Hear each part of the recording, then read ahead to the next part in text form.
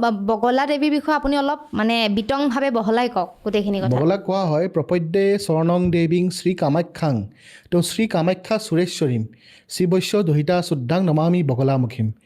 মানে তেওঁ শ্ৰী কামাখ্যা, কামাখ্যাৰ অন্য এটা ৰূপ তেওঁ বগলামুখী। অষ্টম মহাবিদ্যা হয় তেওঁ। আমাৰ দশম মহাবিদ্যা আছে নহয়, দশম মহাবিদ্যাৰ অষ্টম মহাবিদ্যা হ'ল মা বগলামুখী। তেওঁ স্তম্ভনৰ দেৱী হয়, স্তম্ভন।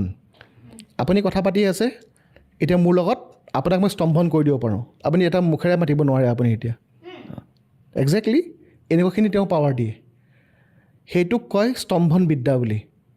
সেই স্তম্ভন বিদ্যাটো বগলামুখীৰহে লগত আছে, বাকী কোনো মহাবিদ্যাৰ লগত এই স্তম্ভন বিদ্যাটো নাই। প্ৰথম ফাৰ্ষ্ট। ছেকেণ্ড বস্তুটো হ'ল যাৰ মোকৰ্দমা আছে, যাৰ শত্ৰু আছে, গুপ্ত শত্ৰুৱে হওক, জ্ঞাত শত্ৰুৱে হওক, অজ্ঞাত শত্ৰুৱে হওক, সকলো শত্ৰুক তেওঁ স্তম্ভ কৰিব পাৰে, সকলো শত্ৰুক নাশ কৰিব পাৰে তেওঁ।